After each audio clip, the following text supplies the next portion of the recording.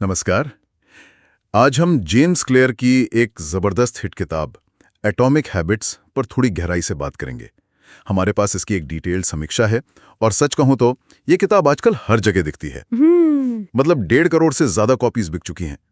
आखिर ऐसा क्या खास है इसमें? हाँ, ये बहुत पॉपुलर हुई है। सुना है कि ये किताब बताती है कि कैसे छोटी, मतलब बिल्कुल एटम जितनी छोटी आदतें भी अगर लगातार की जाएं तो बड़े नतीजे दे सकती हैं। बिल्कुल, यही इसका सेंट्रल आइडिया है। तो चलिए, आज का हमारा मकसद यही है, इस किताब के जो मूल सिद्धांत हैं, जो तरीके हैं, उन्हें जरा समझें। हाँ, देखते हैं कि ये छोटे बदलावों की शक्ति के बारे में क्या कहती है। तो एटॉमिक हैबिट्स नाम ही अपने आप में काफी कुछ कहता है।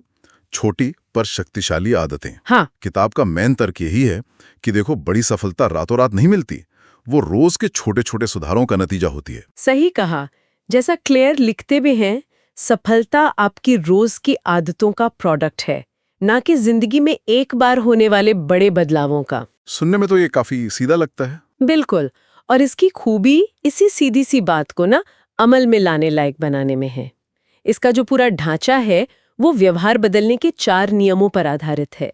क्यू यानी संकेत, अच्छा। फिर क्रेविंग यानी इच्छा, फिर रिस्पॉन्स यानी प्रतिक्रिया, और आखिर में रिवॉर्ड यानी इनाम। ओके, संकेत, इच्छा, प्रतिक्रिया, इनाम। हाँ, और नियम आसान है। अच्छी आदत बनानी है तो संकेत को एकदम साफ बनाओ, इच्छा को आकर्षक, काम को आसान और इनाम को संतोषजनक। और अगर कोई बुरी आदत छोड़नी है तो ठीक इसका उल्टा। बिल्कुल, उसे अदृश्य बनाओ, अनाकर्षक बनाओ, मुश्किल बनाओ और असंतोषजनक बनाओ। ये इसका कोर फ्रेमवर्क है। अच्छा, ये तो एक तरह का फॉर्मूला हो गया, 4 नियम अच्छी आदतों के लिए, 4 बुरी आदतों को तोड़ने के लिए। पर इन्हें रोज की जिंदगी में उतारने के लिए किताब क्या कुछ ठोस तरीके भी बताती है? क्योंकि सिर्फ नियम जानना काफी नहीं होता ना। सही बात है, और यहीं पर यह किताब बहुत प्रैक्टिकल हो जाती है। इसमें कई टेक्निक्स हैं, जैसे एक है हैबिट स्टैकिंग। इसका मतलब है कि अपनी किसी पुरानी जमी हुई आदत के साथ एक नई आदत को जोड़ देना। अच्छा, जैसे कोई उदाहरण?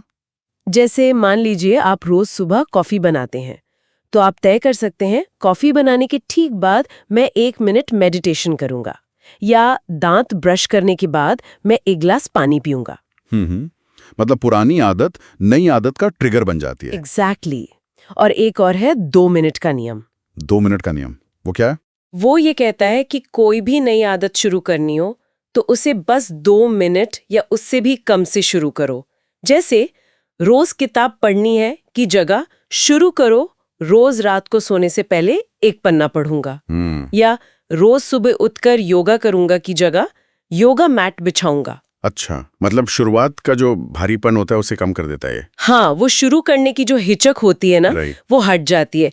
ये सब तरीके मनोविज्ञान और न्यूरोसाइंस के सिद्धांतों पर आधारित हैं, पर उन्हें बहुत ही सरल भाषा में समझाया गया है। और हाँ, एक और कॉन्सेप्ट था उसमें, वो पहचान आधारित आदतें।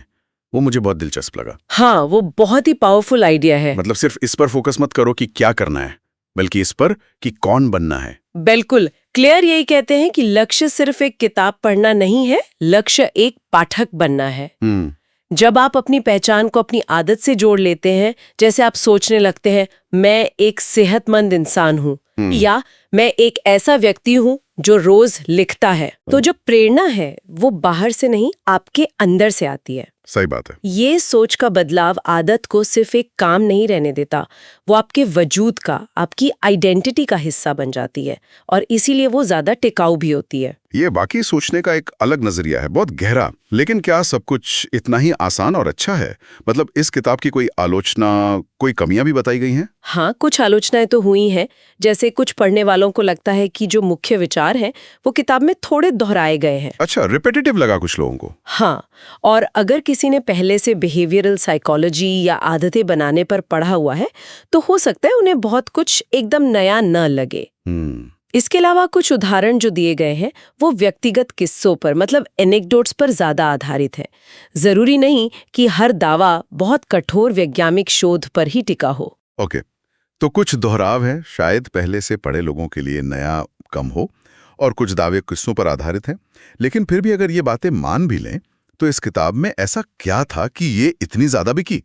मतलब 1.5 करोड़ कॉपीज और लोगों पर इतना असर डाला, ये कोई छोटी बात तो नहीं है। मेरे ख्याल से ना इसकी कामयाबी का जो राज है वो इसकी सादगी और इसकी जबरदस्त व्यावहारिकता में छुपा है।